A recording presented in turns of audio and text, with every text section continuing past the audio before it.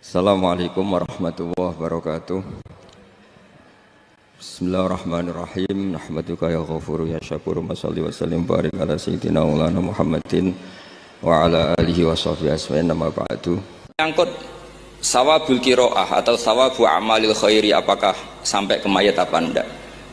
Ini kata beliau, kata Mbah Ali Maksum, beliau justru menukil Ibnu Taimiyah yang notabene sering dipakai dalil para orang-orang sana. Saya tidak tahu itu orang sana, itu Pak Duta itu yang tahu itu. Itu kalau ini mirip kitab Said Muhammad. Jadi Said Muhammad itu kalau istidlal sering pakai Ibnu Taimiyah karena itu yang dipakai mereka. Tapi ternyata Ibnu Taimiyah, qala Ibnu Taimiyah innal mayyit yantafu bi qiraatil Qur'an kama yantafu bil ibadah al maliyah minas shadaqah wa nahwiha. Terus waqala Ibnu Qayyim fi kitabir ruh afdalu ma yuhda ilal mayyit as-shadaqah wal istighfar wa du'a lahu wal hajju anhu. Artinya gini, kita sekarang ini tidak pernah kayak Bali Maksum pakai dalil jawazu abal ihda lil mayyit itu berdasar Ibnu Taimiyah dan Ibnu Qayyim. Kita seakan-akan Ibnu Taimiyah itu orang yang pasti melarang itu, sehingga kita itu terus mengatakan sing nyunatno tahlilan ku sopo, Mbah Hasim atau Mbah Fakih atau siapalah, meskipun riwayat ini mukhtalifah dari Mbah Hasim. Pertanyaannya adalah, terus kesannya yang membolehkan itu hanya kiai lokal itu, kiai nasional itu. Padahal zaman Bali sudah mengajarkan kita yang membolehkan ihda wa amalil khairi ilal mayyit, yang membolehkan hadiah Yasin, Fatihah, tahlil ke mayit itu adalah orang sekaliber Ibnu Taimiyah dan Ibnu Qayyim. Sehingga dengan kita pakai ilmiah yang diterapkan Bali Maksum, kita ini merasa orang keren, orang global, orang yang keren dah. Karena guru-guru kita Bali Maksum, Mbah Hamid biasa mentahlili, Mbah Munawir semua mentahlili guru-gurunya. Di level ulama global ada Ibnu Taimiyah dan Ibnu Qayyim. Tapi karena kita tidak baca, seakan-akan tahlilan itu hanya tradisi lokal yang tidak di ACC, tidak disetujui ulama kelas internasional. Padahal di sini jelas diceritakan Ibnu Taimiyah berpendapat qiraatul Quran yang dihadiahkan ke mayit atau tahlil itu boleh. Jadi ini sangat penting supaya orang itu pakai tradisi ilmu. Saya pernah ngaji sama Mbak Mun, diberitahu kalaupun Rasulullah pernah kunut sekali, biasanya perdebatan kan oke, Rasulullah pernah kunut tapi ahyanan. Pertanyaannya adalah setiap Nabi pernah melakukan sesuatu itu akan menjadi sunnatan mutaba'ah apa enggak? Tentu jawabannya iya. Nabi meskipun melakukan kunut andekan hanya sekali, tapi karena pernah dilakukan Nabi, maka kebaikan ini akan menjadi sunnatan muttaba, sunat yang harus kita ikuti terus atau boleh kita ikuti terus. Jadi nggak boleh misalnya Rasulullah itu puasa Senin Kemis juga ahyanan, tidak selalu. Rasulullah itu tofa rokiban juga ahyanan, bukan selalu. Tapi apa saja yang pernah dilakukan Nabi maka berstatus itu akan sunat ila yaumil qiyamah. Sehingga agak bisa misalnya di hadis itu ahyanan, kemudian kamu beristidlal ini boleh dilakukan hanya ahyanan karena Nabi juga melakukan hanya ahyanan. Tidak bisa seperti itu. Sekali Nabi pernah melakukan itu dan tidak dibatalkan lewat nasah mansuh, maka kesunatan itu ila yaumil qiyamah. Sehingga Imam Syafi'i cara berpikir meskipun Nabi kunut ahyanan, kalaupun itu ahyanan tentu kunut itu akan sunat ila yaumil qiyamah. Bagi yang tidak mensunatkan monggo, itu ada Abu Hanifah. Makanya kata Mbah Maksum, kata Mbah Ali Maksum di sini diberi muqaddimah, wa wa min masailil furu' al khilafiyah fala yajuzu bi sya'nihi itharatul fitan wal jidal wal ingkar alal qail wal amili bih wala alal mukhalif. Jadi kita sendiri disarankan beliau, kamu juga enggak usah nantang debat sama mukhalif karena dari awal sudah masalah-masalah yang apa? Khilafiyah. Semuanya untuk ulumul Quran itu yang paling pokok pakai kitab Al-Itqan. Al-Itqan fi ulumil Quran karangannya Imam Suyuti. Sebelum saya terangkan teks persisnya, itu ada sekian problem dalam memahami Quran, terutama kalau lewat terjemah. Problem itu bisa gawat betul, bukan gawat-gawatan tapi gawat betul. Misalnya ada ayat begini dan terjemahnya pasti begini. Fa'ainama tuwallu fasamma wajhuwah. Kamu menghadap mana saja, di arah manapun, di sana ada ridhonya Allah. Itu kalau hanya pakai terjemah, tentu menjadikan kita sholat bisa menghadap ke timur, ke barat, ke utara, dan ke apa? Selatan. Saya cerita sedikit tentang asbabun nuzul. Memang tema sekarang tentang asbabun nuzul. Dulu Rasulullah SAW ketika di Mekah itu sholat menghadap Ka'bah. Tapi setelah pindah di Madinah, di mana Madinah itu ada komunitas Yahudi dan Nasrani, Rasulullah itu menghadap ke Baitul Maqdis. Kira-kira 16 bulan. 16 sampai 17 bulan. Semua riwayat itu kisarannya hanya 16 sampai berapa? 17 bulan. Sehingga orang Yahudi itu bilang begini, Muhammad ini baiklah, meskipun dia membawa agama baru, tapi kiblatnya masih ikut kita, masih baik kan. Setelah 16 bulan, Nabi diperintahkan Allah untuk menghadap ke Ka'bah. Awal liwajaka syatrul masjidil haram. Maka orang Yahudi itu berontak. Berontaknya adalah kiblat mereka ditinggalkan. Cara berpikir orang Yahudi itu kiblat mereka ditinggal. Sehingga mereka bilang mawallahum an qiblatihim allati kanu 'alaiha. Apa yang menjadikan umat Islam berpaling dari kiblat Baitul Maqdis. Kemudian mereka provokatif betul. Ini perlu diperjelas. Provokatif. Bilang begini.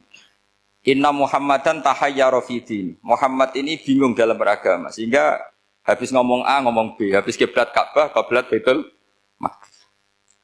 Sehingga dalam banyak tarikh disebutkan peristiwa kiblat itu terbanyak melahirkan orang murtad, orang yang keluar dari Islam. Gara-gara provokasi orang Yahudi, Muhammad tahayyara fi din. Muhammad itu bingung dalam menentukan pilihan apa? Beragama. Kemudian walhasil singkat cerita akhirnya Nabi itu madhep Ka'bah. Apa yang terjadi mukjizat itu adalah bahwa agama ini agama yang mewakili semua agama sebelumnya yang masih orisinil. Yaitu Nabi akhirnya berargumentasi Ka'bah adalah kiblat yang asli, yang lebih tua. Terus mereka tanya, buktinya apa? Dijawab oleh Quran, fihi ayatum bayyinatum maqamu apa? Ibrahim. Ka'bah bukti tertua adalah di situ ada makam Ibrahim. Makam itu jejak kaki. Ya kalau bahasa Indonesia makam itu kuburan. Kalau dalam bahasa Arab makom itu jejak apa? Jejak kaki. Sehingga diketahui oleh sejarah dibuktikan di situ ada jejak kaki siapa? Nabi Ibrahim. Sementara nisbatnya Baitul Maqdis itu adalah kepada Nabi Musa dan Nabi Harun. Yang ini adalah turunan dari Nabi siapa? Ibrahim. Hikmahnya apa? Begini, sebagai bukti bahwa Baitul Maqdis pernah menjadi poros Islam atau poros Tauhid, maka Nabi Muhammad pernah disuruh menghadap ke Baitul Maqdis. Buat inget-ingetan kalau ini pernah menjadi poros apa? Tauhid. Tapi tetap tua-tuaan masih tua apa? Ka'bah. Nah, kenapa tua Ka'bah tadi? Karena Ibrahim adalah Abul Anbiya, bapak dari para. Dan di situ ada jejak kakinya. Fihi ayatum bayyinatum maqam. Bukti itu belum cukup. Dibuktikan lagi bahwa Ismail kecil itu hidupnya di Ka'bah. Kita tahu sa'i baina Safa wal Marwah adalah karena Siti Hajar sedang mencari apa? Air. Jadi ada bukti sekian, bukti empirik bahwa Ibrahim itu kiblatnya itu Ka'bah, bukan Baitul. Sehingga ada kata-kata fihi ayatum bayyinatum maqamu. Nah, tanpa ngerti asbabun nuzul, kamu akan mengartikan fa'ina ma tuwallu fatamma wajhu itu salah. Karena di situ kamu menghadap mana saja, maka di situ ada ridhonya Allah. Maka para ulama memberi catatan, maksudnya begini, kamu menghadap kemana saja, asal itu yang diperintahkan Allah, maka di situ ada ridhonya. Harus seperti itu maknanya, disesuaikan dengan konteks asbabun nuzul. Tanpa seperti itu tidak bisa. Dan masih banyak lagi kepentingan tentang asbabun nuzul. Jadi problem sekarang adalah banyak mufassir yang hanya mengartikan dari terjemah. Itu bahaya sekali. Sehingga ada orang yang menikah secara mut'ah. Itu kan mirip kayak transaksi zina. Mereka berdalil famastamta'tum bihi minhunna fa'atuhunna ujurahun. Perempuan yang sudah kamu nikmati yang penting kamu bayar. Terjemahnya seperti itu. Karena ujur itu jamaknya ujroh. Itu fatal sekali. Padahal ayat itu begini, settingannya begini, setting siakul kalamnya atau asbabun nuzulnya begini.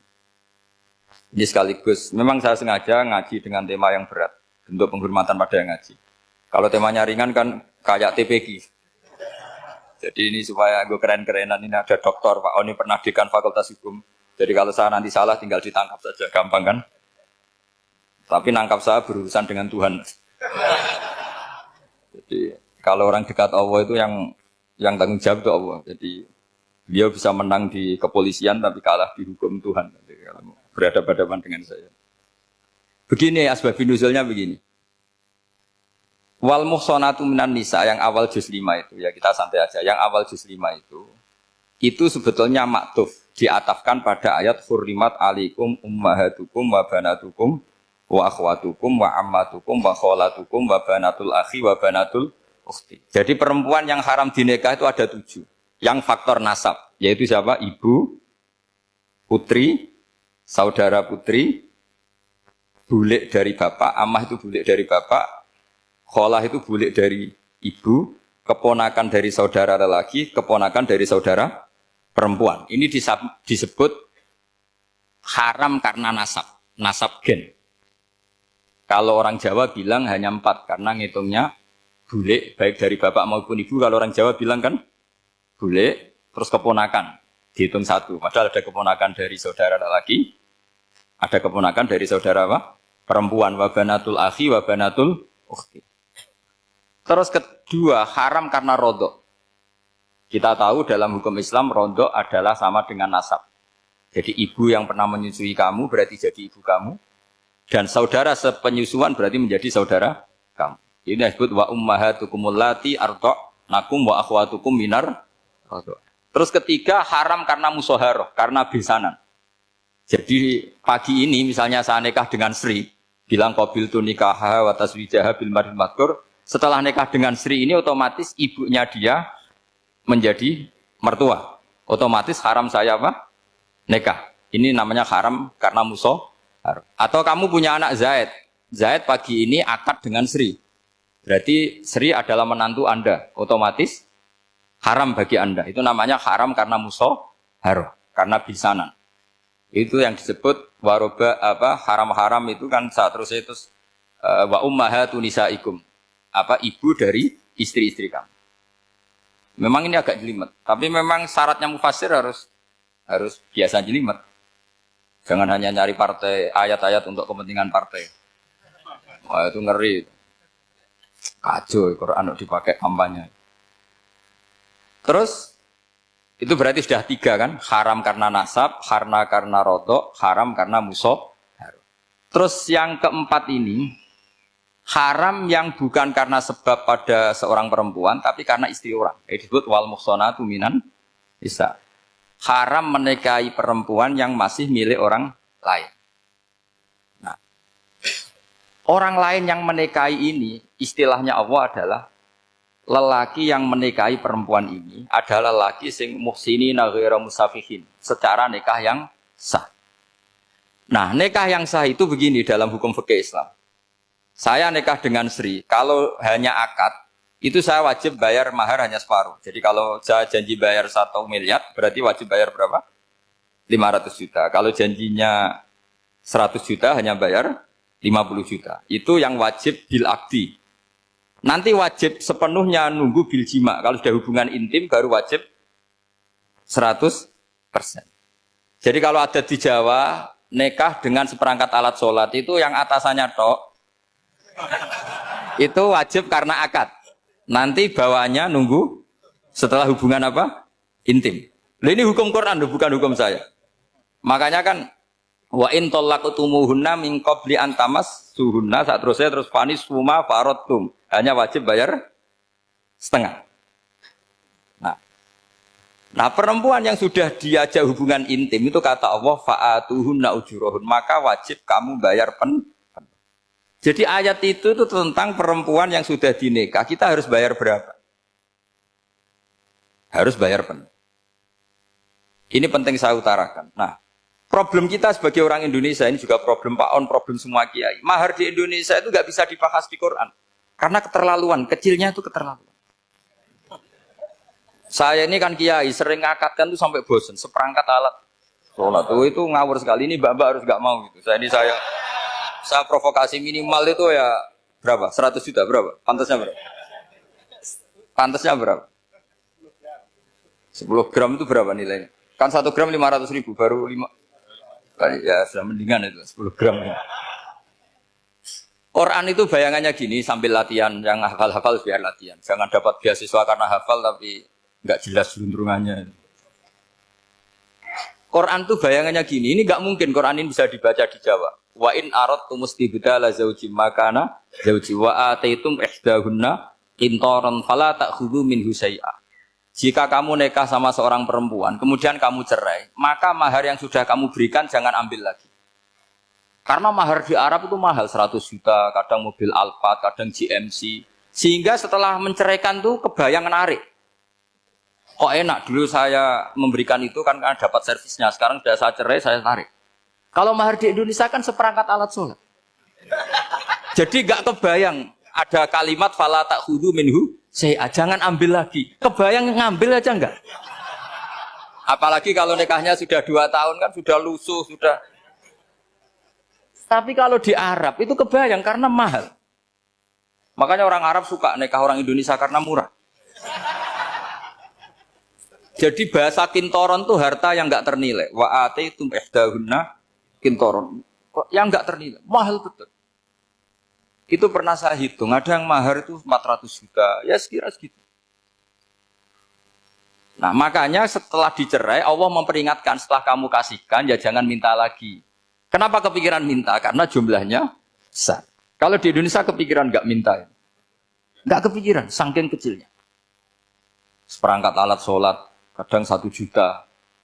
1 juta itu setelah hubungan intim, sebelumnya yang wajib hanya 500. Itu kan nggak kebayang. Makanya susah ngartikan Quran di Indonesia, kadang susah, karena kadang terlalu.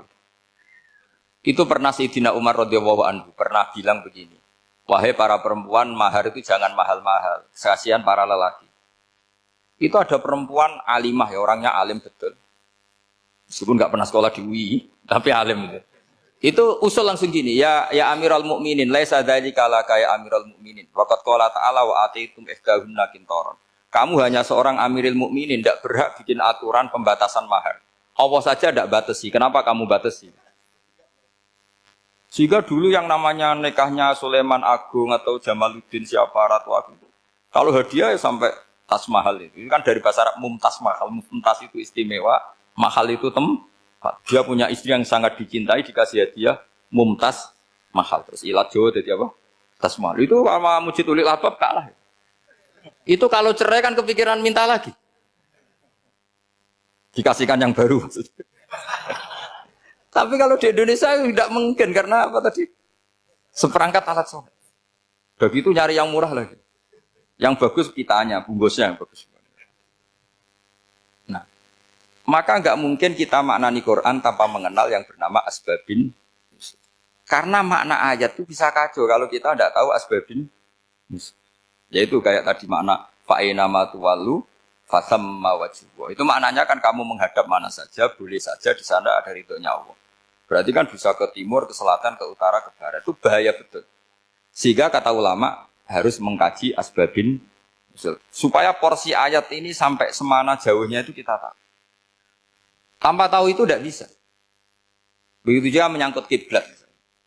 Sekarang saya tanya, kemarin kan ramai dulu di Kemenak, kiblat semuanya diukur dengan GPS, terus beberapa masjid dikomentari salah. Karena diukur pakai apa? GPS. Kalau dalam bahasa falak disebut yaumarosdil kiblat. Memang bisa diilmun. Tapi pertanyaannya begini, dari awal Allah ngendikan fawali wajhaka syatral masjidil haram. Kamu yang penting sholat itu menghadap masjid. Masjid itu ya bangunan. Sehingga kata Ibnu Abbas yang diriwayatkan banyak ulama mengatakan al-Ka'bah kiblatun li ahlil masjid wal masjid kiblatun li ahlil haram wal haram kiblatun li ahlil masyriq wal maghrib. Jadi kalau orang di dalam masjid kiblatnya harus Ka'bah. Di luar masjid kiblatnya asal bangunan Masjid Haram. Tapi di luar sini kayak di Indonesia boleh semua tanah. Kenapa begitu?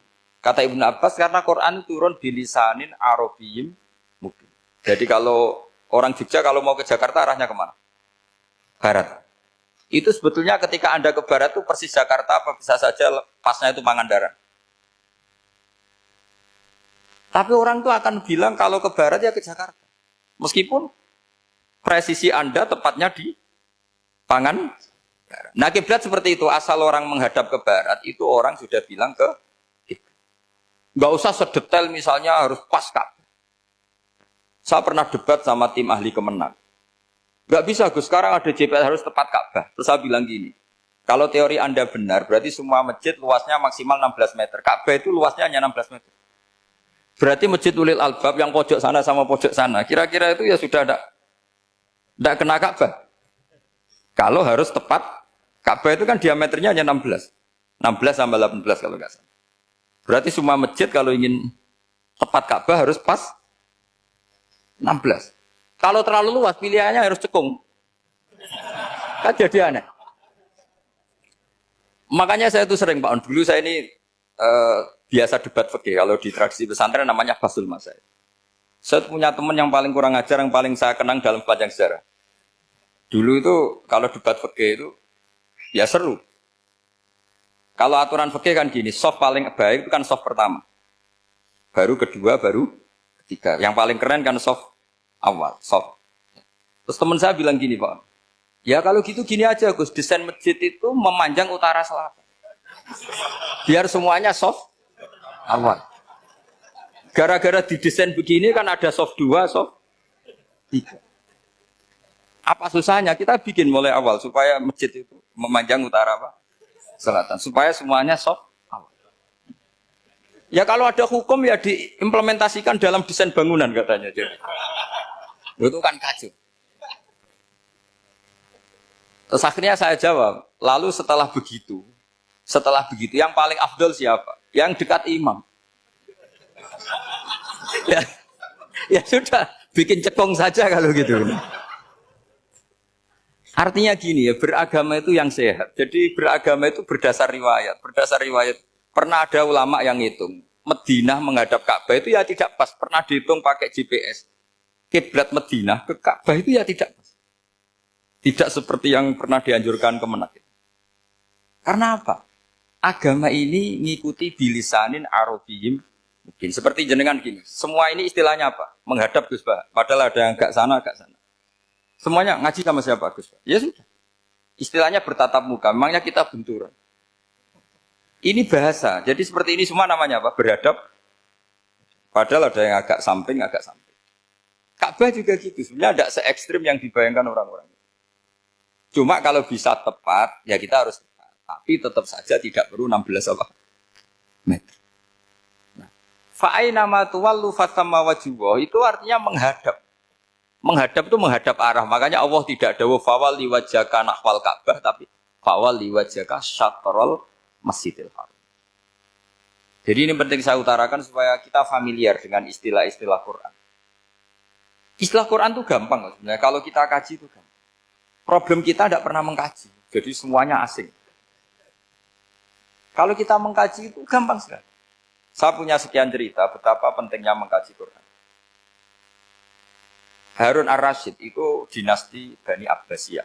Itu pinter sekali. Ada seorang ustadz yang agak ekstrim. Itu datang ke Harun ar-Rasyid. Ya Amirul Mukminin, inni nasihun laka famusaddidun alaika.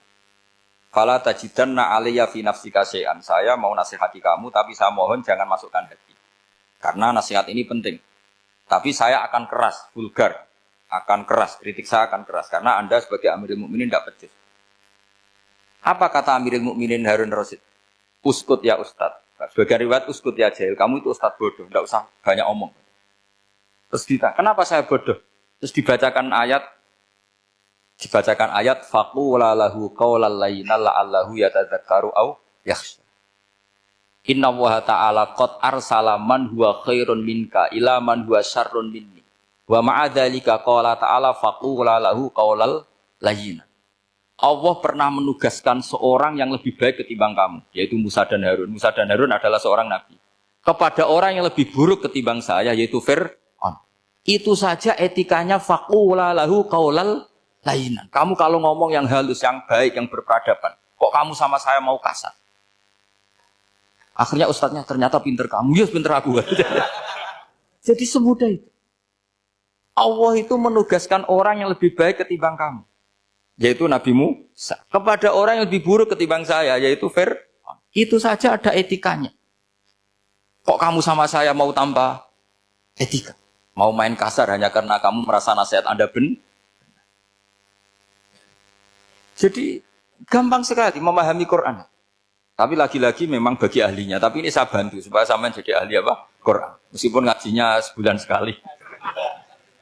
Sudah sebulan sekali tidak punya kitabnya. Sudah. Jadi ulama dulu kalau belajar Quran itu gampang sekali. Saya berkali-kali cerita.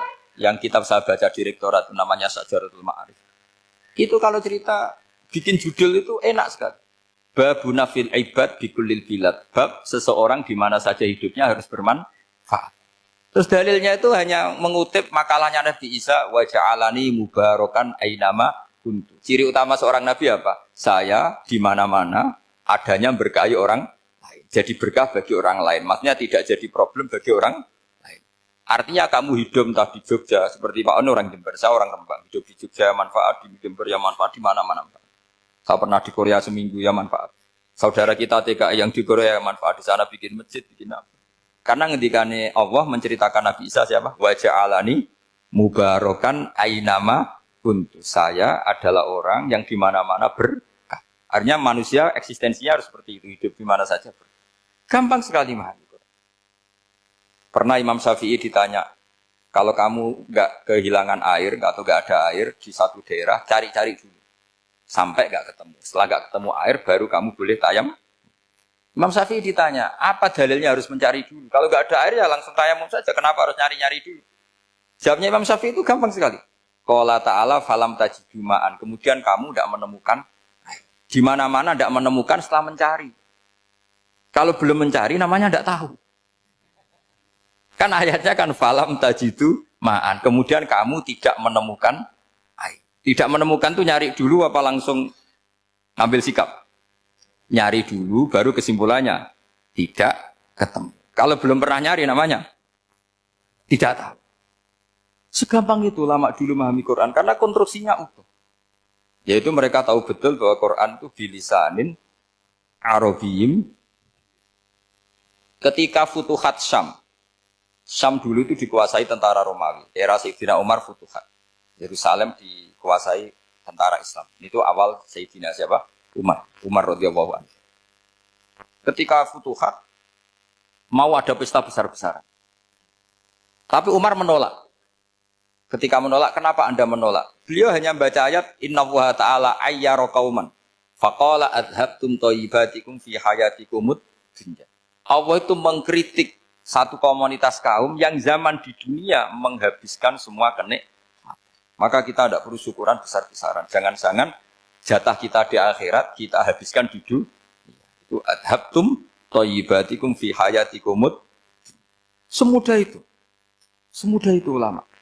Rasulullah pernah dahar, pernah makan. Makan karena 3 hari gak makan, cara di Indonesia gak makan nasi, gak makan daging, sudah lama sekali. 3 hari Nabi hanya makan kurma dan air putih. Pernah Nabi gak makan roti sampai 3 hari. Kalau Indonesia mungkin gak makan nasi. Di hari ketiga, ada sahabat yang berbaik hati, Nabi disembelihkan kambing, dipotongkan kambing, Nabi disuruh dahar. Itu baru dahar setengah piring, Nabi berhenti. Ketika ditanya, setengah piring itu kan sudah kuat. Untuk sholat, untuk apa sudah kuat. Ditanya, ya Rasulullah kenapa berhenti? Bukankah engkau tidak makan ini 3 hari? Nabi menjawab, walatus alunna yauma idzin anin naim. Semua nikmat yang saya rasakan nanti ada pertanggungjawabannya. Makanya saya tidak ingin banyak-banyak. Wah itu kalau diterapkan di sini nggak populer. Makanya saya tahu gayanya ngaji Quran itu nggak siap dengan konsep-konsep Quran ini. Jadi segampang itu orang dulu. Nah karena apa ya itu tadi. Mereka tahu asbabun nuzul. Quran itu diturunkan dalam konteks apa. Lafaz ini arahnya kayak apa. Mutlak muqayyadnya kayak apa. Muhkam mutasabihnya kayak apa. Nasah mansuhnya kayak apa. Nah sedikit saya cerita ini mungkin contoh terakhir. Supaya agak lama-lama. Nanti bingung kalau lama. Yang bingung ya saya. Bingung cara memahamkan. Jadi kalau guru itu kan bingung cara memahamkan. Kalau murid bingung cara memahami. Nggak tahu tingkat kebingungannya sama. Kalau guru itu bingung cara memahamkan. Kalau murid bingung cara. Jadi ini pertemuan 2 kelompok bingung. Jadi yang satu bingung cara memahamkan. Yang satu bingung cara Kalau orang ekstremis bingung cara merusak suasana, itu nggak benar itu. Ada loh. Rasulullah itu nabi. Itu paling pusing yang ngadepi orang-orang yang ekstrim. Karena apa? Cara berpikir itu lompatannya itu nggak tertib. Jadi nabi itu cara berpikir itu kecerdasan nubuah. Sementara orang ekstrim cara berpikir itu kecerdasan nafsu, bukan kecerdasan manusia. Kalau manusia masih baik nafsu. Misalnya begini, kalau dalam tradisi nubuah itu, saya dengan Pak Anu berteman lama, mulai tahun 2000 berapa. Itu kalau Pak Anu bertamu ke saya, harusnya tidak usah tak kasih makan. Karena sudah dekat. Tapi kalau kenalan baru itu dikasih makan, disangoni. Jadi Nabi itu perilakunya agak unik. Akhirnya ada orang yang cara berpikir itu dangkal. Ya Rasulullah ini tidak fair. Yang iman lama tidak diservis, yang iman baru diservis. Cara berpikir Nabi begini, orang Ansor itu kan sering memberi Nabi. Perjuangannya Nabi ditopang orang apa? Ansor.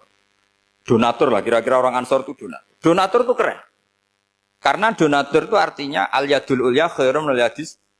Sehingga ketika Nabi sudah menguasai negara, menguasai Mekah Madinah, sudah futuhat. Itu orang Ansor tetap nggak diservis. Yang diservis Nabi itu orang-orang baru masuk Islam, disebut wal mu'allafati qulubu atau Islam mu'allaf. Ada 1-2 orang yang protes, tentu yang nggak pinter. Tukang protes pasti tidak pinter. Wong iskal-iskalnya sendiri, otaknya nggak sampai-sampainya sendiri, orang lain disuruh jawab. Makanya di sini tidak ada tanya jawab. Nanti iskal-iskal kamu sendiri, bingung-bingung kamu sendiri, saya disuruh jawab. Berarti Gus Pak nggak mau ditanya, ya memang nggak mau karena tadi jawab sendiri aja, nanti pinter sendiri, kapan-kapan pinter sendiri. Akhirnya tanya begini, cara tanya gini, ya Rasulullah, ini nggak fair. Orang sudah Islam lama setelah negara terbuka milik Anda, setelah kita menang, setelah kita menguasai negara, tidak kamu servis. Sementara yang baru Islam kamu, Nabi itu bertanya senyum-senyum, rileks saja. Lama-lama tambah ekstrim pertanyaan. Kata Umar, ya Rasulullah saya beri izin untuk membunuh orang ini. Umar itu pikirannya karena mangkel lo Nabi. Nabi jangan. Kalau kamu bunuh, nanti apa kata orang banyak? Inna Muhammad dan yaktulu ashabah. Dikira Muhammad membunuh sahabatnya sendiri. Nabi masih mendengar. Komplainnya masih mendengar. Lama-lama Nabi memberi penjelasan. Kamu ini orang Ansor. Kamu biasa memberi saya, memberi dana perjuangan. Memberi itu hebat. Saya tidak ingin menurunkan grade Anda, grade sebagai pemberi, berarti kelasnya elit, sekarang menjadi penerima. Itu tidak bagus. Itu betapa Rasul ini namanya kecerdasan nubuah. Kalau orang biasa memberi, biar memberi saja. Supaya dia tetap heroik, tetap patriotik, tetap keren, karena mentalnya Jangan sampai dari mental memberi, kemudian mentalnya peminta. Jadi kalau Pak On jadi tim suksesnya Pak Jokowi, dia tidak minta-minta. Kalau dulu kampanye, ya kampanye saja. Biar memberi terus gak pernah minta, meskipun akhirnya ya gelong. Tapi Nabi dulu didik gitu. Jadi orang Ansor itu gak pernah diservis. Padahal jasanya kayak gitu. Supaya kelasnya tetap kelas elit, yaitu pemberi, penanggung jawab. Nabi gak ingin orang Ansor turun grade menjadi penerima. Orang-orang yang cerdas nubuah menerima konsep Nabi seperti itu. Lo tanya sama Pak On, saya dan terjemahan UI itu puluhan tahun sama Pak. Itu beliau ke kontrakan saya ke rumah beliau. Tidak pernah berharap apa. Saya sangat tertutup. Bukan apa-apa ya, kalau ingin memberi saja. Kontribusi saya pada Al-Quran. Saya tidak kepikiran mendapat. Supaya heroik. Tapi orang-orang yang cerdas amatir tadi, ini nggak fair. Wong yang memberi lama kok dapat servis sedikit. Nah, sekarang itu problem zaman akhir sudah mulai seperti itu. Nah, orang ini namanya Dzul Khuwaisirah. Ini yang nanti punya anak turun Khawarij. Khawarij itu orang yang ibadahnya hebat, tapi cara berpikir tentang nubuah salah. Orang lagi Khawarij itu orang yang ibadahnya hebat, tapi cara berpikir nubuah salah. Nubuah itu unik. Nubuah itu cara berpikir tadi. Apa ya? Melihat sesuatu yang benar, biar benar terus. Yaitu tadi, mental memberi itu ya biar memberi terus, tidak usah di-share. Maka ketika Abu Bakar jadi khalifatul Rasulullah, itu ada sistem kepegawaian. Itu gajinya Umar yang sudah Islam lama, gajinya Abu Bakar yang sudah Islam lama. Itu sama Abu Sufyan sama, padahal Islamnya Abu Sufyan baru setelah Fathu Mekah, kira-kira baru setahun. Terus diprotes sama orang-orang, ini Islam lama kok gajinya sama Islam yang baru setahun kok sama. Kata Abu Bakar, Fadailuhum indallah. Mereka punya kelebihan Islam lama itu indallah. Nanti balasannya biar surga. Kalau di dunia sesuai profesinya. Artinya profesi kalau penjaga kantor ya berapa, kalau dosen berapa, pokoknya ya sudah. Dan itu diterima oleh sahabat. Semuanya nerima konsep itu. Era Umar agak dibalik. Abu Sufyan kira-kira gajinya 1 juta, yang lainnya yang menangi Nabi mulai awal gajinya 10 juta. Ditanya, ya Umar, kenapa ini jadi rubah seperti kebijakan Abu Bakar, tidak seperti Abu Bakar? Jawabnya Umar lucu. Fawwah la usawwi baina man qatala Rasulullah wa baina man qatala ma'a Rasulillah. Demi Allah saya tidak akan pernah menyamakan orang yang dulu merangi Rasulullah yaitu Abu Sufyan dengan orang sing selawase dari Rasulullah yaitu Sayyidina Ali dan sebagainya. Ini penting. Artinya ketika gajinya orang saya seperti Ali radhiyallahu anhu itu tinggi itu bukan karena lamanya Islam, tapi karena lamanya iman. Jadi mulai dulu ijtihad itu ada dan dulu dia biasa saja. Karena tadi ada kecerdasan nubuah. Saya ulang lagi, ada kecerdasan apa? Sekarang itu kecerdasan tomak atau kecerdasan nafsu. Itu kalau sampai ngaji kitab tasawuf, itu bab bakhil itu tidak ada. Menurut kitab tasawuf, medit itu tidak ada, kikir itu tidak ada. Yang ada itu tomak. Tomak itu berharap dikasih orang lain. Sampean pernah enggak bilang kalau artis-artis di Jakarta kikir? Enggak pernah kan? Karena kamu enggak pernah ingin diberi. Tapi kalau kamu punya pacar karena kenal enggak pernah ditraktir, oh pacar saya kikir. Karena kamu ingin diberi. Pernah enggak kamu hukumi orang lain kikir yang enggak kenal? Padahal enggak pernah memberi kamu. Apa Kak? Karena kamu enggak pernah ini. Coba sekarang kamu saya tanya, ini latihan cerdas. Definisi kikir itu apa coba? Enggak pernah memberi kamu kan? Artis-artis Jakarta, tokoh-tokoh nasional pernah nggak memberi kamu? Enggak kan? Tapi enggak pernah kamu vonis kikir. Karena kamu enggak pernah tomak. Tapi pacar kamu, kok amin ditraktir terus.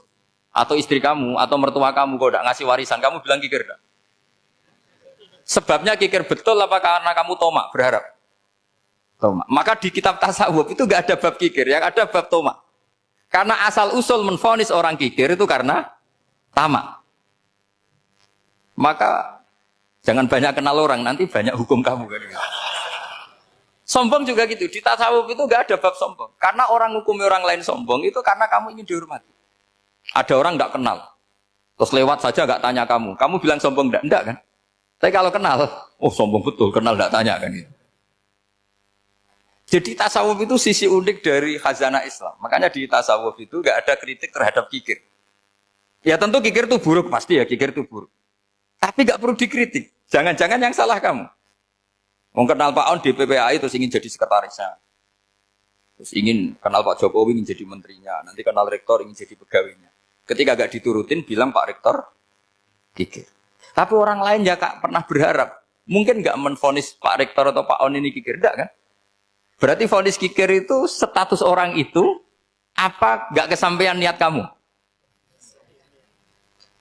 Memang agak jelimet ilmu tasawuf itu, tapi itu unik. Itu bagian dari khazanah apa? Islam. Makanya Rasulullah itu sering isti'adah, minta perlindungan, wa min toma'in fi ghairi matma'in. Ya Allah, saya tidak ingin berkeinginan yang tidak layak. Karena semua dunia ini dimulai dari keinginan. Coba kamu protes negara itu karena apa? Ingin makmur, sejahtera tanpa kerja, sehingga nyalakan menteri keuangan, menteri ini. Makanya kalau guyonannya ulama tasawuf begini, tak beri bocoran, guyonannya orang tasawuf. Begini guyonannya. Anta lam tajid min nafsika kullama turid, fa kaifa turidu min ghairika kullama turid. Kamu yang punya keinginan saja tidak bisa memenuhi apa yang kamu inginkan. Kenapa keinginan itu kamu timpakan ke orang lain untuk memenuhi kamu? Wong kamu yang punya keinginan saja tidak bisa mewujudkan. Kenapa keinginan Anda kamu timpakan, bebankan orang lain untuk memenuhi keinginan Anda? Misalnya kamu, Gus saya ini goblok, tolong pinterkan. Wong kamu yang ini saja tidak bisa, kok menyuruh saya? Jadi kalau tiap tasawuf itu unik. Seperti kamu mencintai istri tulen, itu ingin kan dicintai istri tulen. Kamu sendiri kan nggak bisa cinta tulen, masih pelengahan sana sini. Kamu pacaran, ingin pacar kamu setia. Ternyata kamu bikin sekian alternatif. Kalau putus ini punya ini, putus ini. Tapi kamu ingin ini setia kan nggak fair. Makanya guyonanya orang tasawuf itu. Anta lam tajid min nafsika kullama turid fa kaifa turidu min ghairika kullama turid. Gampang tuh apalane pokoknya ratrit gitu aja gampang. Jadi kamu yang punya keinginan saja tidak bisa memenuhi. Kok orang lain disuruh memenuhi. Sehingga orang tasawuf itu malu betul. Misalnya saya kok ingin Pak On takdim sama saya itu kurang penggawean. Kalau saya ingin ditakdimi saya menakdimi diri saya sendiri. Makanya berbahagialah orang yang ngilu terus saya ganteng sendiri ya Allah. Saya kaya sendiri. Menunggu orang lain bilang kamu kaya itu repot. Menunggu orang lain bilang kamu hebat itu, ya sudah bilang aja ya Allah saya hebat, ya Allah saya ganteng, ya Allah saya cantik. Daripada menunggu orang lain bilang apa? Cantik. Jadi ilmu tasawuf itu unik. Jadi kalau fikih itu yang dikritik itu kikir. Kalau tasawuf enggak toma. Karena orang yang kamu vonis kikir itu jangan-jangan tidak kikir tapi mementingkan yang lebih penting. Misalnya ada teman yang tidak pernah naktir kamu, ternyata punya ibu sakit, uangnya dianggarkan untuk ibunya yang sakit atau anaknya sekolah atau keluarganya masih butuh biaya, ya, sehingga sama teman dia kikir. Hakikatnya kikir apa mementingkan yang penting? Tapi kamu karena nggak pernah ditraktir menvonis kikir. Nah, ini pelajaran. Jadi makanya yang dianteni ilmu tasawuf itu toma, tamak tadi kalau dalam bahasa Indonesia, bukan kikir. Karena vonis kikir itu akan disematkan orang yang tidak kesampaian hajatnya. Pokoknya bapak saya itu, keluarga kiai itu ajarannya itu. Yang penting jangan berharap dari orang lain. Ini Pak On saksinya, saya dulu benahin terjemah itu nggak pernah ingin diperlakukan seperti ini. Ya ngaji aja. Karena pikirannya keluarga kiai itu sederhana. Kalau ngamal ya ngamal saja. Ngamal itu heroik. Makanya buyut-buyut kita semua ini kan pahlawan semua. Membela negara Indonesia jadi merdeka. Ya nggak pernah kebayang jadi presiden, menteri. Tapi sekarang nggak, ngamal sedikit saja harus jadi menteri jadi. Ini bahaya kalau dalam kelangsungan bernegara. Karena orang biasa transaksional. Awal negara ini dibangun berdasar heroik, bukan berdasar apa? Transaksional. Tapi sekarang orang akan membiasakan itu. Apa-apa itu transaksional. Ini tidak bagus untuk kelangsungan bernegara. Apalagi kelangsungan beragama. Sehingga seperti saya ini masih punya desa-desa binaan di Sragen, di pedalaman Papua sekalipun. Saya punya santri banyak di Papua. Itu kalau cerita itu unik-unik. Itu mau Jumatan, itu nggak ada orang 40. Sudah datang setengah 12. Itu datangnya 3 jam. Di situ mau ketemu santri 3. Semua, karena ya akhirnya mereka tanya gini, Pak. Pertanyaannya itu lucu. Gus, boleh nggak Jumatan orang 3? Secara fikih Syafi'i kan harus orang 4. Kemudian mereka tak bilang, buat sholat duhur saja. Mereka nggak mau. Wong Jumat-Jumat kok duhur. Harinya kan Jumat, masa sholatnya? Sehingga kita yang jadi kiai akhirnya nyari fikul madzhabil arba. Nyari fikih madzhab 4. Ternyata Imam Malik membolehkan orang 6. Ada yang bilang 12. Yang penting keceluk jamun. Jamun itu kelompok. Kalau 3 kan belum keceluk apa? Belum disebut apa?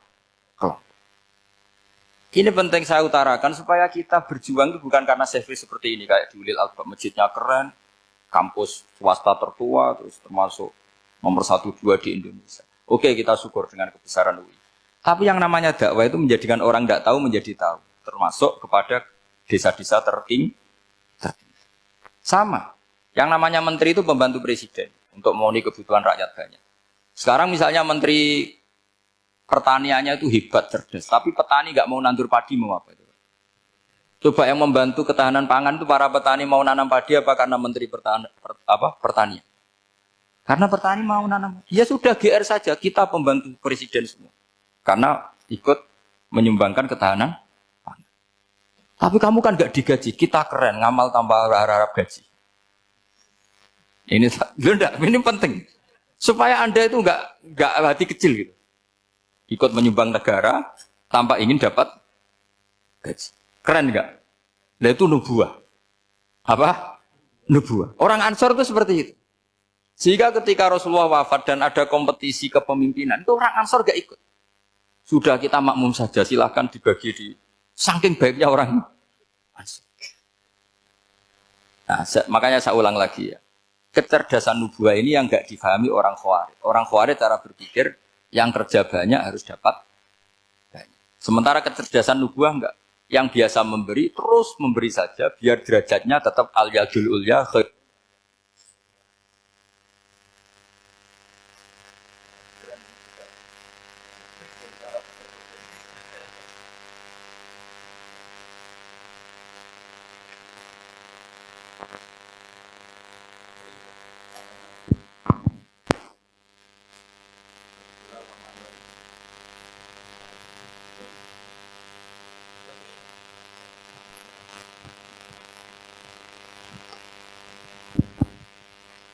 Bismillahirrahmanirrahim. Ini saya baca supaya dapat berkahnya ulama-ulama dulu. Karena ini dikarang oleh ulama yang dipakai rujukan seluruh dunia. Begini, qala Ibnu Taimiyah, ma'rifatu sababin nuzuli yu'inu ala fahmil ayat. Jadi mengenali asbabin nuzul itu membantu memahami secara benar ayat itu. Karena tadi kalau ayat itu dipotong, itu maknanya bisa kacau kayak tadi famastam ta'tum bihi minhunna fa'atuhunna ujurahun. Kalau diterjemah itu kan mendukung kawin mut'ah. Kalau terjemahnya saja perempuan siapa saja yang pernah kamu nikmati, yang penting kamu bayar. Itu kan aliran sesat dan menyesatkan. Itu konteks asbabun nuzul tidak seperti itu. Perempuan yang sudah menjadi istri kamu, seorang lagi perempuan yang sudah menjadi istri kamu, jika sudah kamu hubungan intim, maka maharnya harus dibayar penuh. Tapi kalau belum hubungan intim, maharnya hanya wajib separuh. Fanisfu ma faradtum illa ayafuna aw ya'fu alladhi biyadihi uqdatun nikah. Tapi tadi kalau di Indonesia gimana Gus? Ya itu yang repotnya. Maharnya itu tadi mukena atasan dan apa? Bawahan. Wah kacau kalau di Indonesia. Sehingga kita bingung kalau dalam logika Arab kan gitu. Bayangannya kalau cerai, kata Allah fala ta'khudhu minhu syai'an. Harta yang sudah kamu berikan ke istri jangan diambil lagi. Sampai dilarang ngambil tuh karena jumlahnya banyak sehingga kepikiran ngambil. Kalau di Jawa enggak usah dilarang sudah tidak akan ngambil karena rukuhnya sudah lusuh. Itu susahnya baca Quran di Jawa ya. Karena dari awal maharnya terlalu apa? Kecil.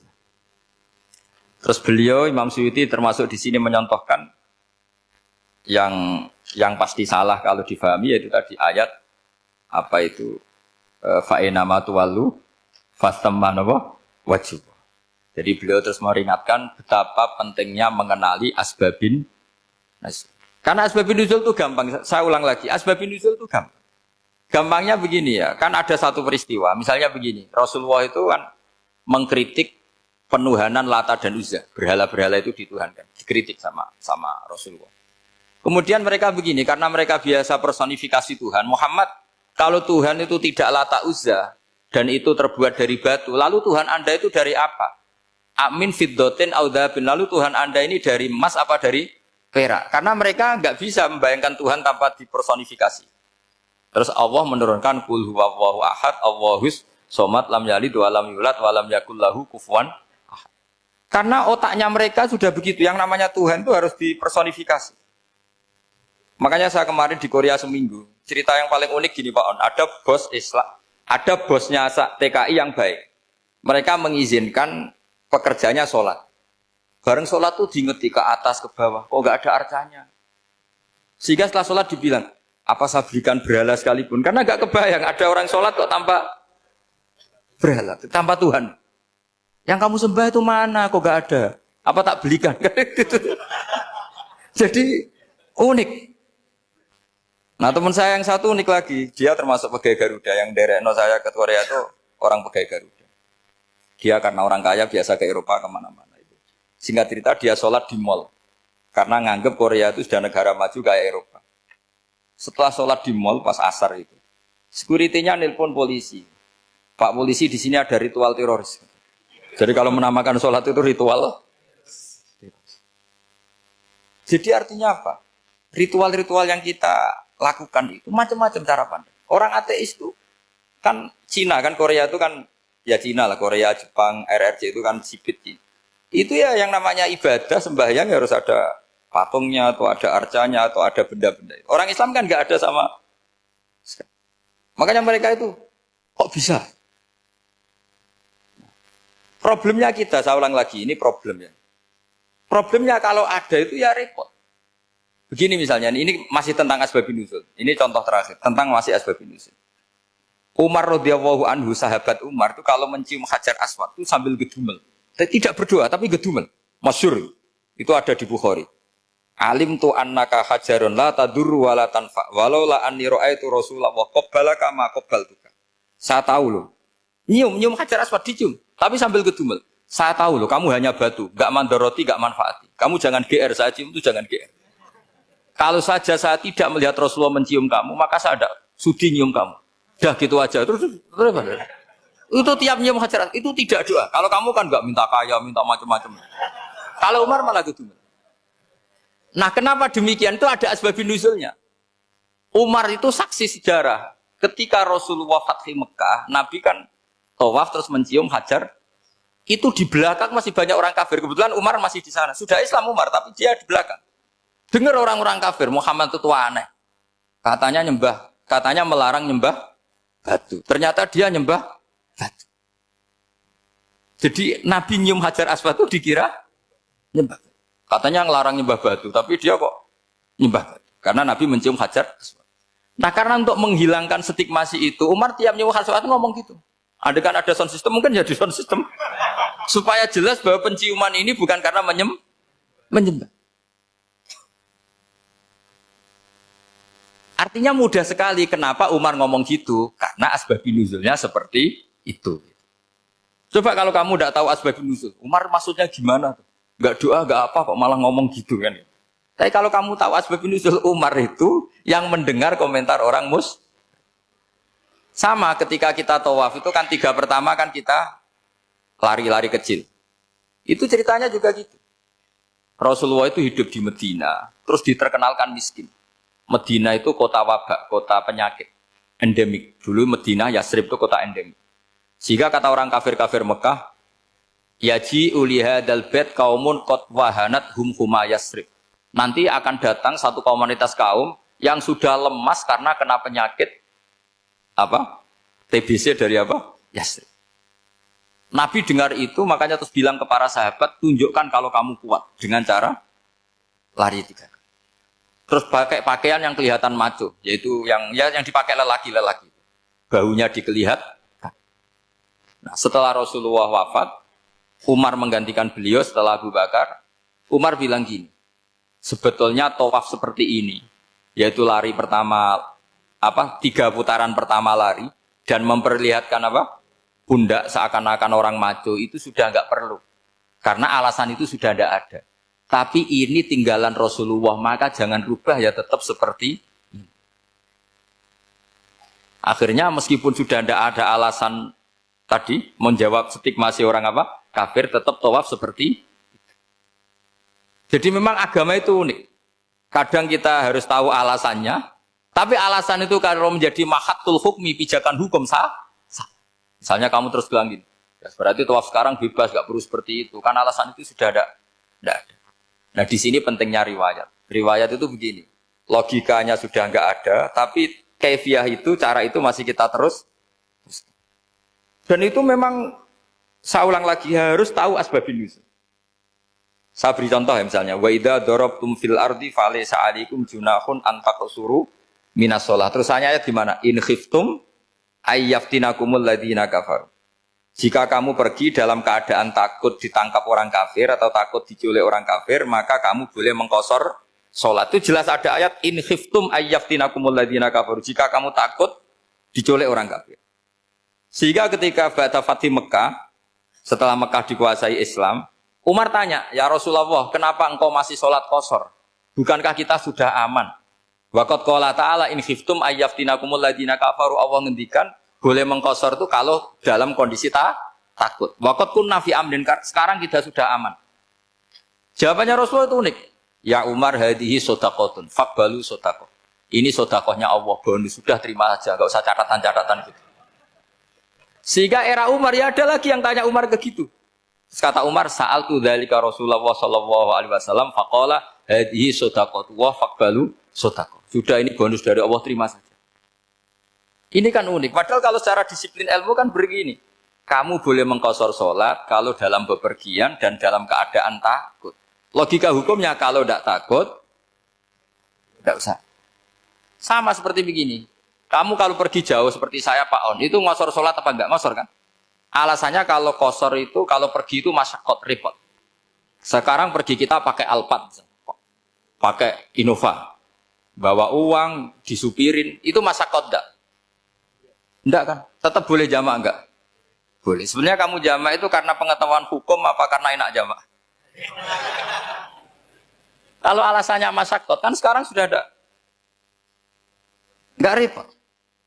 Ya sudah pakai hadis tadi, ini hadiah, terima saja. Jadi makanya agama itu riwayat. Tapi ada saja ulama yang agak balik loh. Agak balik loh gini, banyak juga ulama misalnya duwe gawe, ibunya sakit terus ribet jamak sholat. Kenapa? Ribet ngurumat ibu. Makanya ada saja kiai yang duwe gawe mantu itu terus jamak sholat, tapi jangan ikuti. Tapi ada saja karena alasannya jamak itu karena apa? Repot. Ya ada saja, tapi ya jangan ditiru. Cuma saya ini cerita yang analisis hukum itu memang agak-agak unik. Jadi tadi kadang Nabi itu ditanya, ya Rasulullah, kita dulu boleh jamak qasar ini kan karena in khiftum ayyafinakumul ladzina kafaru, takut diancam orang kafir. Sekarang aman, kenapa tetap jamak? Jawabnya Nabi, ini hadiah, terima saja. Ya ada sahabat yang bantah, kenapa Nabi? Allah itu zat yang baik, kalau sudah ngaji bonus nggak pernah ditarik lagi. Makanya Nabi kalau berdoa itu unik. Ya, siapa yang disiksa di dunia karena dosanya, fawahu akramu min ayyus sanniya uqubatahu fil akhir. Kalau ada orang salah kok di dunia sudah dikasih sanksi, Allah itu lebih mulia untuk mengulang nanti di akhirat. Akram itu Allah terlalu mulia, maksudnya orang kepikiran wis males ya selesai, tidak akan di. Kalau sampean kan enggak, masih ingin lagi. Jadi itu cara berpikir nubuah. Jadi berpikir nubuah itu beda. Ada orang pas sujud diinjek sama orang fasik. Diinjek, kemudian si yang sujud tadi, wawah la yaghfiru wallahu laka, demi Allah tidak akan ngampuni kamu. Itu langsung Allah memberi wahyu sama Nabi di zaman itu. Bilangin yang sedang sujud itu, dia harus minta maaf sama saya, kata Allah. Man dzalladzi yata'alla ala fulan, dia bersumpah bahwa Allah tidak akan memaafkan orang itu. Itu harus diralat. Nabinya iskal, kenapa ya Allah? Yang Tuhan itu saya ini punya sifat dua, bisa menyiksa dan bisa memaafkan. Kenapa dia milih sifat saya satu tidak memaafkan? Akhirnya apa? Orang yang nginjek tadi sama Allah dikasih tobat dan jadi orang soleh. Jadi itu makanya kamu nggak boleh jadi orang ekstrim nyifati Allahnya satu. Nggak boleh, Allah tetap bisa yaghfiru liman yasha wa yu'adzibu may yasha. Sifatnya Allah dua ya tetap dua, nggak boleh kamu pilih satu. Misalnya kamu kan biasanya gini, yang ghafur untuk kamu, yang sadidul uqab untuk orang lain. Mesti kelakuannya sampean kan begitu. Tidak boleh seperti itu. Rasulullah kayak apa bencinya sama Wahsy? Karena Wahsy itu qatilu Hamzah. Yang membunuh Sayyid Hamzah siapa? Itu bencinya bukan main Rasulullah. Sampai maksud-maksud Wahsy. Tapi sama Allah malah diturunkan ayat laisa laka minal amri syai'un aw yatuba alaihim aw yu'adzib. Muhammad, meskipun kamu kekasih saya itu tidak wilayah kamu, maafkan atau enggak, terserah saya, kata Allah. Ternyata betul, malah Wahsy dikasih tobat. Nah sekarang enggak, orang itu nyifati Allah sama orang lain sadidul iqab, kalau sama dirinya enggak boleh seperti itu. Allah ya sifatnya tetap dua. Jadi boleh kamu misalnya berdoa, ya Allah mbak yang cantik itu semoga dapat jadi istri saya. Mbaknya juga boleh berdoa, ya Allah naudzubillah min dzalik. Jadi ini adu kekuatan, nanti terserah, nanti Allah pihak yang mana. Kayaknya pihak yang perempuan mungkin. Karena kasihan kan kalau cantik dapat orang apa?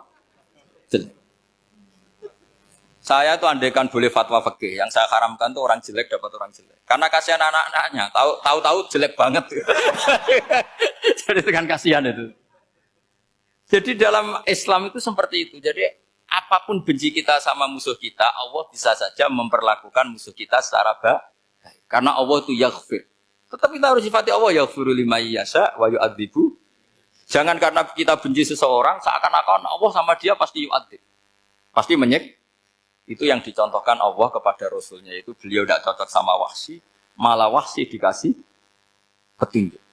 Makanya terus ada ayat apa? Laisa laka minal amri syai'un aw yatuba alaihim aw yu'adzib.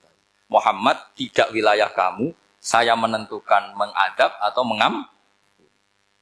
Makanya rata-rata kiai ulama itu halim. Orang halim itu rileks. Lainal janib, tidak gampang menvonis orang lain. Biar Allah tetap dengan sifatnya yaf'alu ma biasa, bahwa Allah bisa melakukan apa saja. Soal kamu benci sama seorang, benci saja atas nama kamu. Jangan nyatut-nyatut Allah. Misalnya kamu cinta seseorang, wah ini yang calon presiden ini harus jadi presiden. Ternyata Allah menghendaki jadi menteri, mau apa? Ya Allah ya falu maya sak mau apa coba? Yang kiai atau Pak On, DPAI, patutnya kan menteri agama itu Pak On. Tapi kalau Pak yang takdir gitu mau apa ya sudah Allah ya falu. Santai aja. Itu rileksnya ahlul ilmi ya sudah santai saja. Ini negaranya Allah, ini kerajaan Allah, ini buminya Allah, ya Allah biarin ya falu. Mas, jadi Tuhan Allah kamu yang repot. Kira-kira jadi Tuhan itu Allah kamu yang repot. Ya Allah biar tetap ya falu. Mayasa Allah boleh yaghfir lima yasa wa ya'tibu mayasa. Lan kula suwun sering maca alhamdulillah. Wiling-wilingan ketika Allah disifati hamid iku Allah mbayangno hamite iku kowe. Balene nae. Wes kados wae ngaji ke Mansur pertama subhanahu hamdi subhanahu mil al-mizan. Tak balene nae.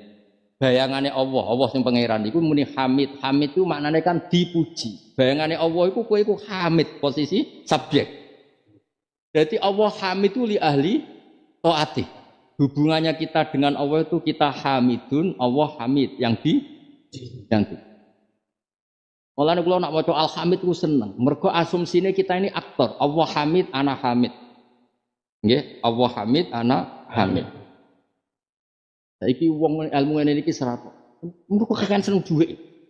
Nganti ora bahagia dadi wong saleh, mergo kakean seneng. Hamid tenang. Kok iso seneng dhuwit nganti ngalahno seneng status saleh. Sini wong tenan, cara dadi wong saleh cara kula lho, isen yakin. Cara wali, tapi kira wali, tapi tenang ae seneng dhuwit ya tenang.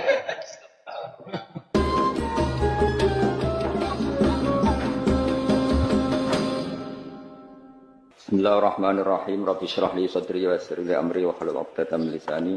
Bismillahirrahmanirrahim.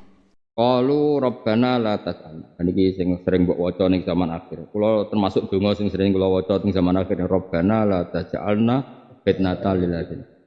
Jadi eksistensi kita, perilaku kita, keseharian kita udah sampai ndadekno isu atau ndadekno kesimpulan atau ndadekno pemahaman sing nguntungno wong kafir. Misalnya kalau wong kafir keduren dari segi akidah, ku keduren salah ning terkait kita. Paling tidak kados Nabi Musa ya, la taj'alna fitnatal lil qaumid dzalimin. Karena misalnya ini loh, cara bahasa saiki presiden buruk. Kowe misale hafid, alim, qanaah terus kere. Terus wong rawani dadi wong alim ku nang kaya iku. Kalau wong alim bojone mulai mergo keleleran. Ajane ya ora masalah kodok kodar, tapi wong kan terus iya kan? Mulane kadang-kadang aku mbek umbale kadang-kadang ya seneng. Misalnya tahu mondok, terus pengajian mojo, terus selandan yang wet gedang keturunan kan ya sakit. Tapi nak tahu mondok, terus untuk panggung, pahpoh, disebut Sayyidul Fadilah, kan macem. Terus wong akhirnya mondok ben koyo iku. Dong ya.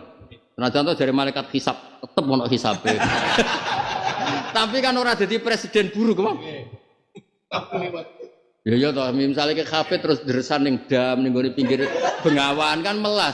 Tapi nak ning gone pendopo kan wah. Lumayan kan maksudnya iku lho kafe jute mulyane.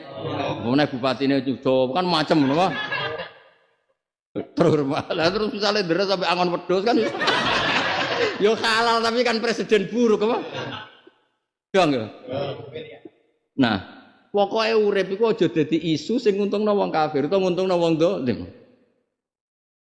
Mulane Nabi Musa ku yo lucu. Kula lesu mboten ana apa Gusti, tapi ora lucu kan. Nabi kok lesu. Jenengan udah gawe goro-goro. Kesane ku Nabi ku ora kurusan. Lucu Nabi Musa nak ngrayu pangeran niku supaya dikeki mangan. Dan dene masih kelaparan ning gone Madian niku. Kelaparan ning Madian oleh donga lucu. Ngeten lho Gusti urip ngeten. Jadi sekali-kali itu Gusti kula niku hafid ora pantes nek kula niku keleleran niku. Ngono keterusan niku hafid kok bojone sitok wis pundi.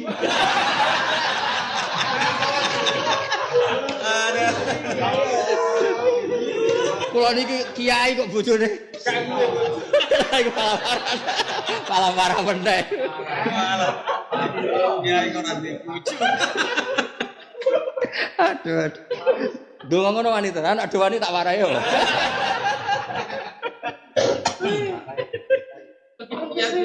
Jadi nabi-nabi nak ngerayu pangeran yo pinter. Kulo nabi de jenengan Gusti. Yo ora lucu to terus kelaparan, terus urip lara kabeh kon.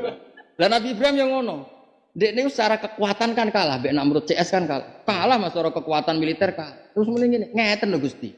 Nak kula kalah, kesane jenengan gak ngurusi kula. Presiden buruk. Dadi nak pangeran diterangno wae Nabi. Nabi nak mbek pangeran yo do manja. Ngeten lho Gusti, hitung-hitungane ngeten.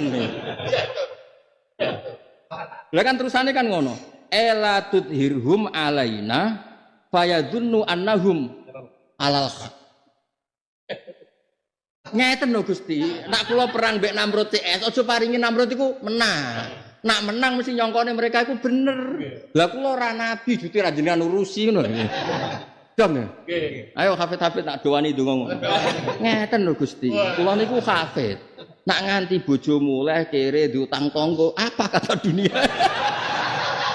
Terus pengiran Juli takokane ngene, Mas. Jajal tak semak. Nara khobir dadi basir dadi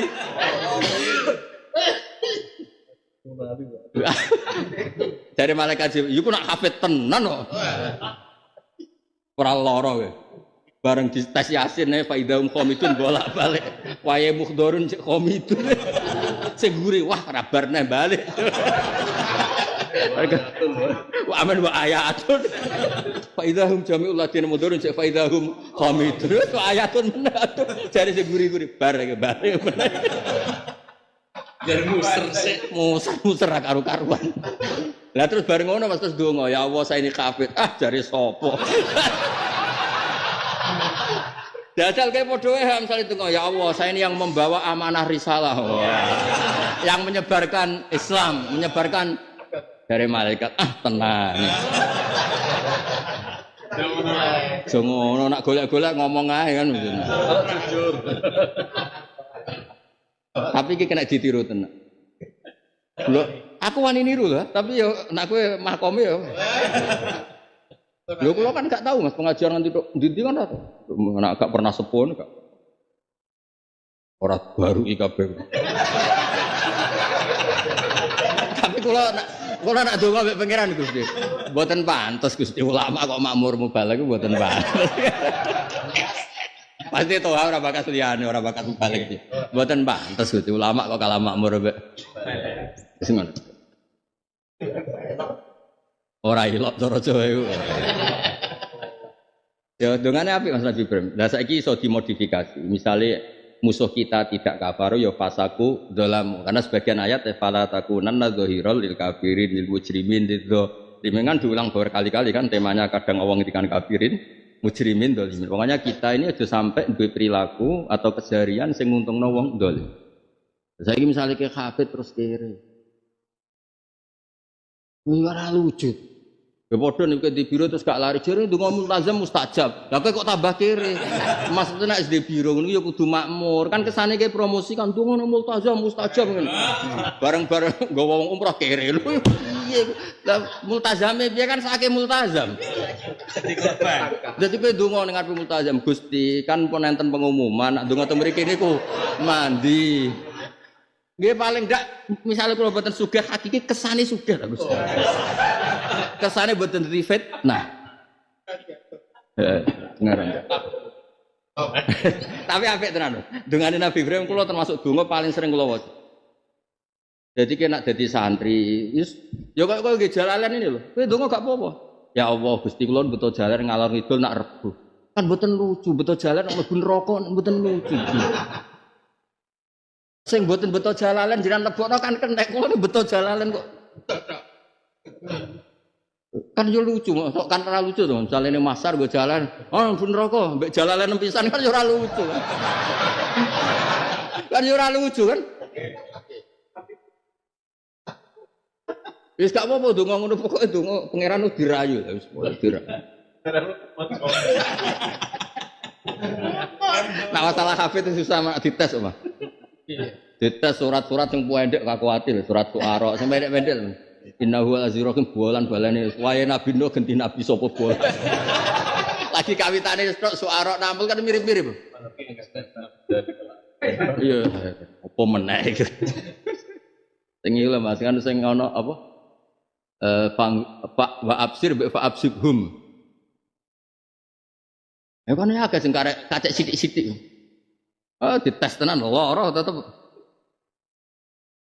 Wah surat Baqarah ya rasa ada di surat Baqarah nak juz 1 kan wakulu sing Nabi Adam. Wakula apa wakula? Juz 1 wakula.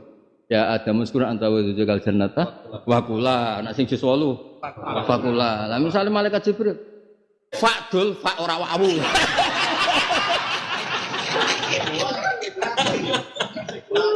Segowo aku sing juz 1 ku wawu, nek juz 8 iku antem pak ae kan.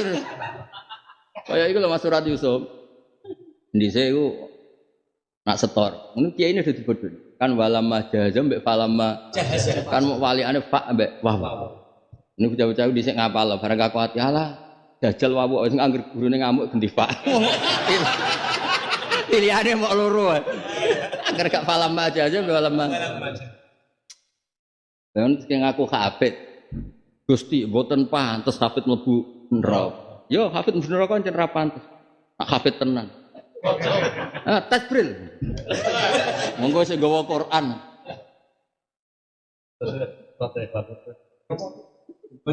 Kula nate ditamu Mas keluar Jawa. Saking senenge kula kepengin ijazahna Quran mriki juz sam. Wontenan. Oh wis pirang surat Gus nate setor jalan di zaman kula Jawa penuh cek nampa tamu. Saiki wis uzlah wis. Arek jajal pertama ya wis maca ida sam sugel ampun iki. Jus ama. Nyongkone kan waduh katawatin. Ya sudah sam syukur. Ampun niku. Nak ropen bolak-balik. Ruwet ta sudah sam syukur wirat dan dicoba kata ratu dal cibalus langsung ampun sing niku. Mulak sakit. Lho ana wedine to Mas mbek kiai kan. Ya nyongkone kan waduh ta apa lah. Utawati ini utawailul mutaffifin ini cek urut kan nak wajida samsu kan bareng faida jaat iki sing tomah ta soko faida jaat maksudnya iki soko ta sing tomah kan mikir muka ngowah ya pokoke diwaca Rabbana la taj'alna fitnatal dadi nak makna detail ngeten la taj'al ampun damel panjenengan ing kita fitnatan ing satu fitnah, satu isu atau satu pemahaman. Teng mriki maknane fitnah isu atau pemahaman sing lil ladzina kang nguntungno wong kafir. Jadi kamu, kita di keseharian kita, di semua perilaku kita aja sampai ono isu atau fitnah atau pemahaman sing nguntungno wong kafir. Dan itu bisa diganti lil ladzina kafaru, ladzina zalamu, ladzina fasaq. Nek musuhe kita ora kafaru kan ra iso dikata kafar.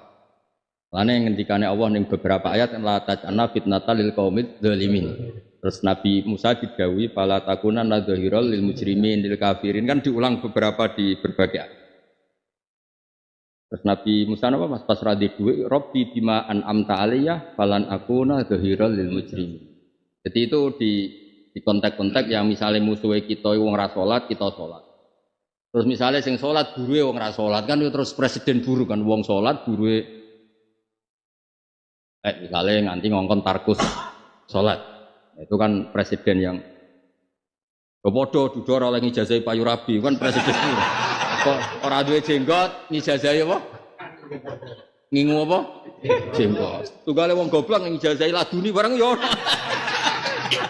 wong dene dhewe goblok ngijazahno akeh lho Mas kiai melarat lah ngijazah jalbur rezeki lali nek dhewe ra duwe dhuwit lah ngijazahi laduni pantese aku to iso maca kitab. Maca kitab ora iso ngijazahi ke foto, Mas. Piye karepe kiai iki? Aduh tok. Kok golekno, nak golek ora apa-apa, kok golekno. Nah iya.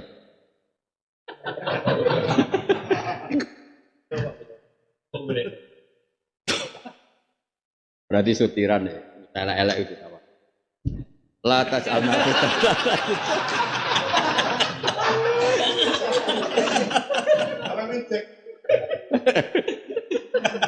Latudhir, apik nandunge. Latudhir tegese ampun maringi menang panjenengan hum ing kufar alena ngalahno ing atase kita. Nak wong kafir jenengan paringi menang faidun mongko dadi sebabe nyangka sapa kufar annahum sakdene kufar iku alal haq. Fayaftinu mongko dadi kefitnah sapa ngake atau fayuftanu mongko kefitnah sapa ngake.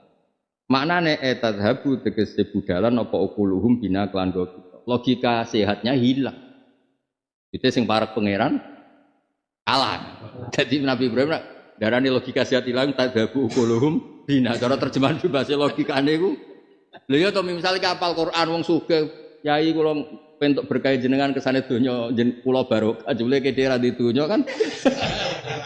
Wong sugih-sugih lho Mas, kan ngundang hafid ben donyane barokah. Jebule sing barokahi donya ora duwe mulai diasur bojo kan. Bar kan? Logikanya kan hilang. Yo mulane hafid-hafid go kira nemen-nemen wis marani kemarin. Mubalek bareng. Kan wong ngundang jare barokah itu. Barokah donyane itu sing diundang gak duwe. Bariku mulai ning mertua, tak demak temangsane Madiun kan ora lucu to. Wis ora mulai pancen makmur ning mertuane tiba. Aduh. Urip kok ngono iku piye? Tugale donga ning Mekah, ya Allah ini jangan jadikan ziarah yang terakhir. Kepen ra mergawene apa? Lho nak donga ngono wali abdal Mas, Ka'bah seneng. Ya Allah jangan jadikan ziarah ini ziarah yang terakhir. Wali abdal, oh Ka'bah seneng. Nggih Gusti niki paras Gusti kersane mriki malih. Lah nek sing donga biro ya jare Ka'bah, iya pen terakhir pen kira mergawe. Lah ya nek iku ziarah terakhir kowe kepen ra duwe penggawe. Jajal kan iki terakhir ben pengangguran. Ka'bah ya. Tapi tetap ojo dadi presiden buruk wong ning multazam kok gak mandi. Mulane tetep kudu mandi nih, pokoke mau. Niate aja golek dhuwit tapi aja ono presiden buruk. Dalile iki Rabbana la taj'alna fitnatan lil ladzina. Apik tenan Nabi Ibrahim kondang tenan. Ya kondang. Ya saiki mulai saiki donga ya sing hafid-hafid, sing ahli-ahli ibadah donga Gusti kan mboten. Ngeten lho Gusti. Ngeten lho Gusti. Wah, ngono terus mandi ya berarti top kan? Enak. Ngeten. Nah, tapi Nabi Ibrahim kan mandi tenan, bareng diobong Namrud, iku ora kobong tenan. Bener-bener. Tapi iku Nabi ya cocok. Nabi ya cocok gitu. Iki kok pinter kuwi kok Nabi. Aku dijajal. Gosong tenan lagi dijajal. Mati sangit tenan. Lha tak critani, Nabi Ibrahim sange senenge pangeran. Ini kan pikirane iku wedi nek pangeran disalahpahami. Wedi mok pangeran tok sing dipikir. Bareng mbek Namrud diobong tenan. Obong tenan pikirane wong. Nak nganti kula